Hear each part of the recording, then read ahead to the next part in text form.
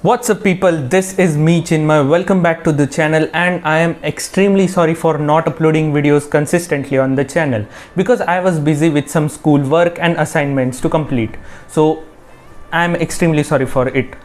Anyway, let's start the first video of this year with a smartphone review, and that is the Redmi 9 Power. I've got some time to spend with the smartphone and I have some opinions on it. So let's roll the intro.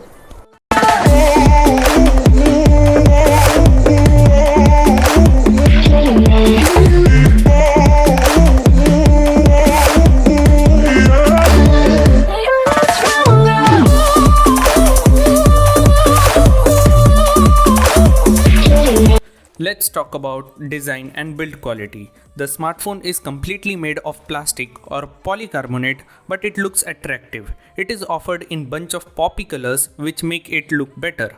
The sunray shine design at the back looks good, and camera module is also placed properly. Camera bump is minimal as well. Just that big bold Redmi branding looks a little bit bad and disrupts the attractive look of the smartphone. The back panel is molded or curved from back, which makes it comfortable to hold in hand. Design is splash proof, so it could handle little bit of water splashes. Now the phone is little bit thick and on heavier side for a reason, that is big battery, which we will talk later. But overall, quality of materials used is good and does not feel too cheap. Talking about physical overview, at bottom you get mic, USB-C port and speaker grill.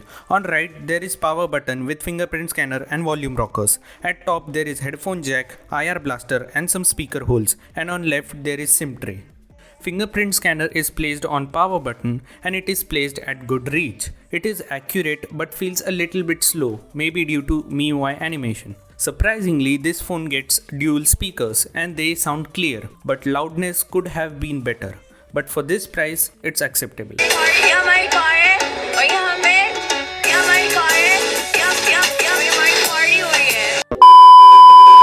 Alright, so let's talk about battery life and charging. It has got a 6000 mAh battery inside, which is the reason why the phone is little bit thick. This phone can easily give you 1.5 days of battery on moderate usage, which is really good.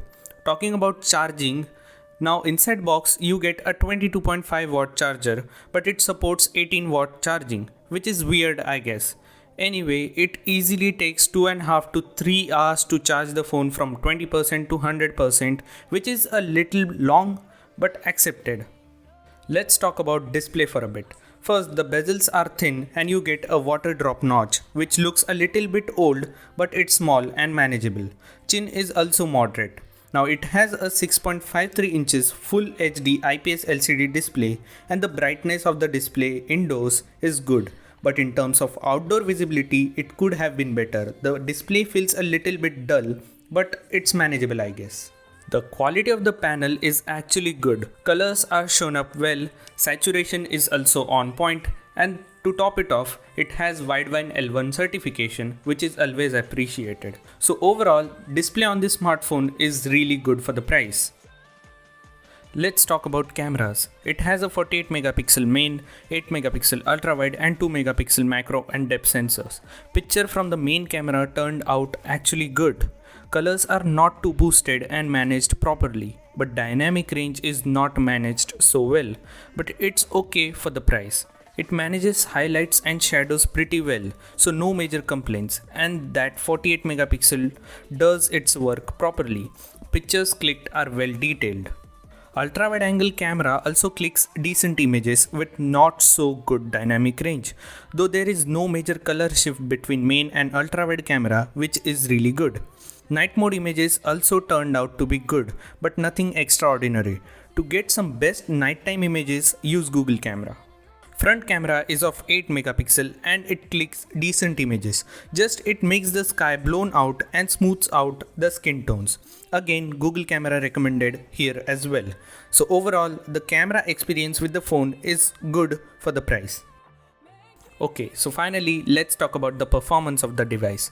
It has got a Snapdragon 662 processor coupled with 4GB RAM and 64 or 128GB of internal storage. Now the phone performs decently.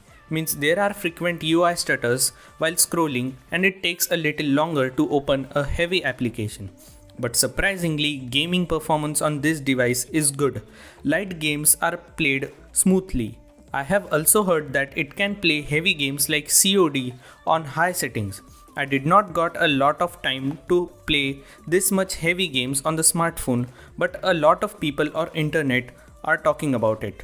So overall, in terms of performance, the device is okayish, not so great. So I think that the Redmi 9 Power is an overall really good smartphone for the price. But ever since the launch of POCO M3 smartphone, I could say that this phone does not hold any kind of value in it, because POCO M3 is providing you an extra set of RAM that is 6GB and has the same specification. So I would recommend the POCO M3 smartphone to every single person who is searching a smartphone in this price range. And if you want a much more performance oriented smartphone, then I would recommend to check the Micromax in Note 1. That's pretty much it for this video, guys. Give this video a thumbs up, subscribe to the channel, and I will catch you guys in the next one. Bye.